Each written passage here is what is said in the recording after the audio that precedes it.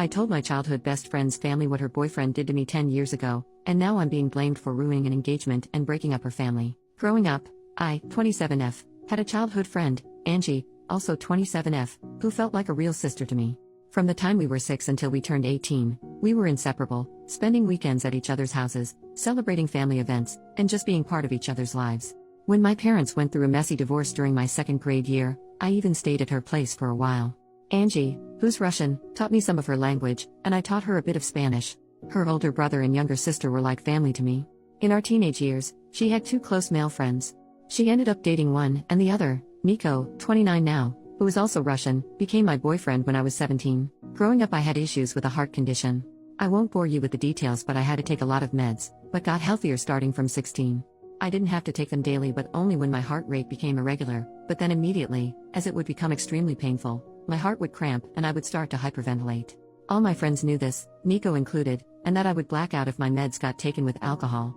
I didn't smoke much or drink much growing up as a result, since I was worried about my health and only did drink at home or in a safe setting. Legal drinking age is 16 here, and I only drank wine or beer if at all. I had my first time with Nico at 17, and when my parents stayed at a retreat 2 weeks later he came over to have a date night. I did drink 1 glass of wine, but started having health issues later resulting in me taking my meds and being unconscious. I was a bit sore the next morning but didn't think much about it. 2 weeks later I'm informing Nico that I'm late on my period and he starts to panic, confessing he made love with me while I was unconscious. We've made love before, so he didn't think much about it. Apparently he didn't have protection, but since I was on the pill he figured it was alright, and he also didn't finish in me, but in a tissue. I felt violated and disgusted by myself. I didn't know how to describe this and only told Angie about it. I was an utter mess for a few years, and wasn't able to be intimate again until 2 years later. I didn't remember any of it, but was too ashamed to go to my mom or anybody else. I didn't think of it as SA back then. I was too young to really understand what and how I was violated, and Angie told me it's alright, I should break up if I feel bad about it, but we were in a relationship, and we were intimate before. I broke up with him the following day, and apparently he cried about his broken heart to her. As Nico and Angie were close and hanging out together a lot, they started dating a few months afterwards, and I had to see him every time when visiting her. I told her I'm not able to see him, but she didn't understand where I'm coming from. The contact stopped and we haven't texted or seen each other in years. I still followed her and her family and saw that her brother is expecting his first child. As I was extremely close with her family, I just commented on the Instagram post expressing my gratitude when he reached out to me. I missed his wedding, but he wanted to ask if I would be interested in joining the baby shower, as it's been years and we've been extremely close before. He told me I was like a third little sister. I just asked if Nico will be attending as well, as Angie and him have been dating for 9 years now, and he said yes. I didn't elaborate much but just expressed that I'll send a small present, but won't be attending. He kept on pestering me what exactly happened all those years ago and why I'm not in their lives anymore. Angie told her family I'm not able to see her with an ex of mine, but her brother thought there's more behind it. This is when I think I could be the jerk. I told him the truth about what happened back then. And while I didn't know it at 17, I know now that this was SA and I named it as such. I didn't receive any message back from him, but a few days later Angie reached out to me. She was furious. Nico had planned to propose during the baby shower, but Angie's brother is against it now, having learned why I stopped the contact. She loves Nico and will stay with him, but by doing so, her brother said she is no longer a part of his life, as he doesn't want his little baby girl in the same family as a rapist. Since then I've been getting messages from old school acquaintances, telling me I should have ignored it, and not told anybody. Since I didn't speak up back then, I lost the right to do so now, and am a horrible person for ruining somebody's life over some stuff he did 10 years ago when he himself was a child as well. Should I have just stayed quiet and not spoke up about this? First update, 10 days later. First of all, I am immensely thankful for all the people who took the time to not only read through my story, but also comment. It gave me a little bit of hope of compassion for victims of SA and also the courage to not cave to the backlash I received. Mental update, reading all the messages defending my choices on speaking up made me realize how insecure I was on what I am allowed to do and how much I was trying to make it right to other people besides myself. This especially included Nico and Angie. All of you are right. If Nico had changed, he would have apologized, reached out, or tried to make amends in some way, either when word got to him from his brother-in-law or at some earlier point in his life. My former best friend Angie should have been able to feel some sort of compassion if she had any respect for me as a human being or the time we spend together. Her reaction showed that I shouldn't hesitate on my actions.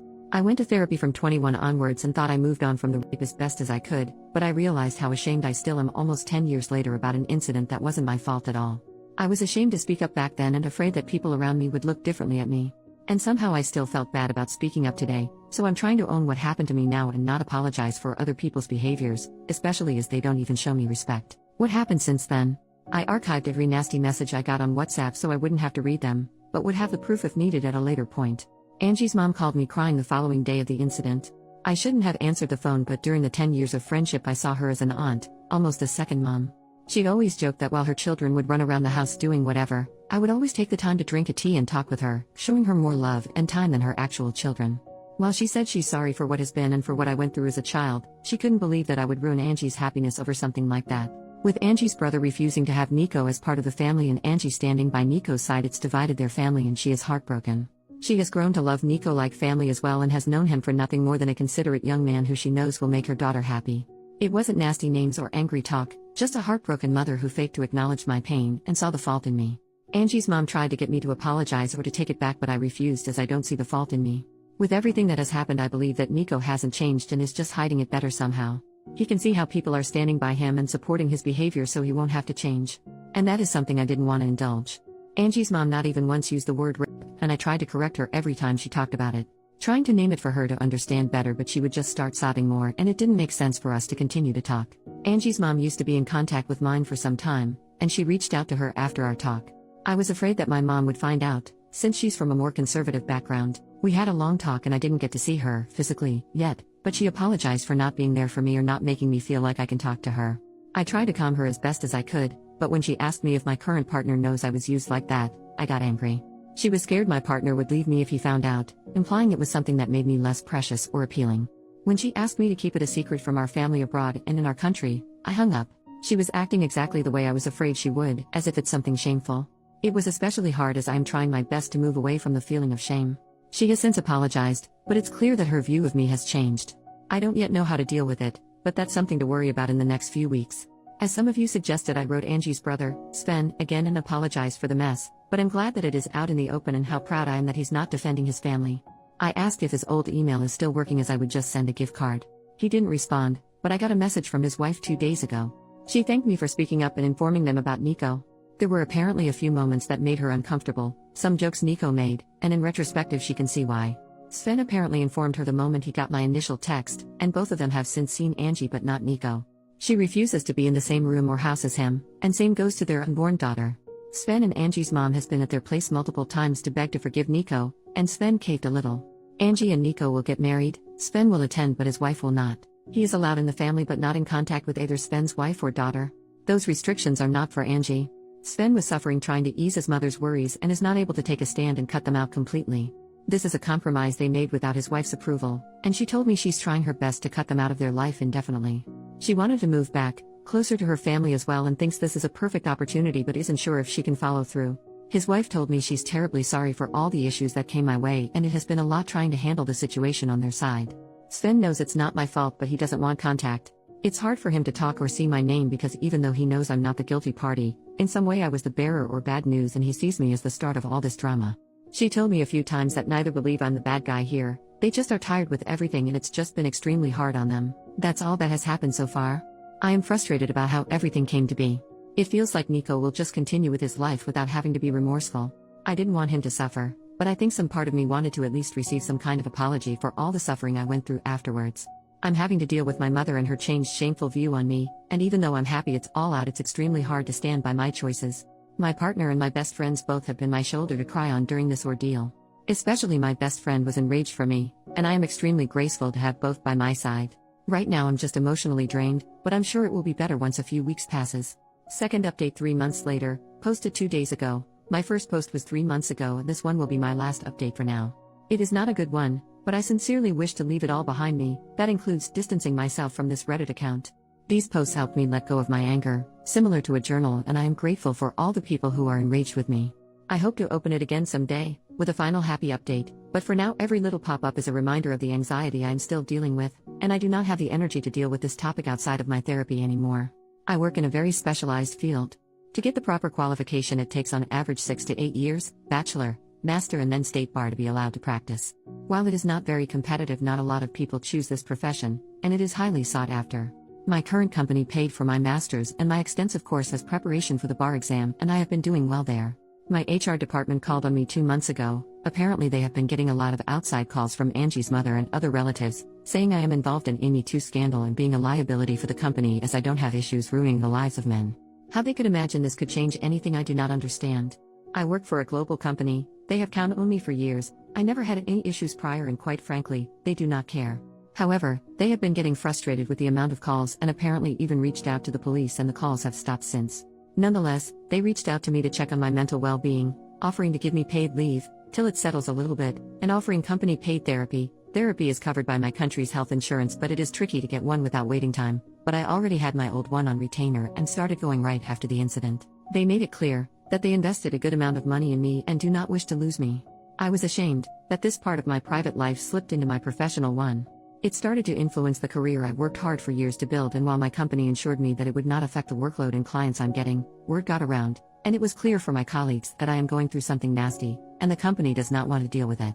All this stress and anxiety led me to hyper-focus on my work. I took on whatever I could, paranoid that another call would come, and for whatever reason, the company would move me to a dead-end department where my career would basically be over. At the same time, I started looking into different companies who would be able to buy me out, as I am tied to my current company for 5 years after graduation. 3 more are left, and I got a management position in a rival company with a huge salary jump. I couldn't be happy about it. I was just relieved I wouldn't get the pity looks from my colleagues anymore.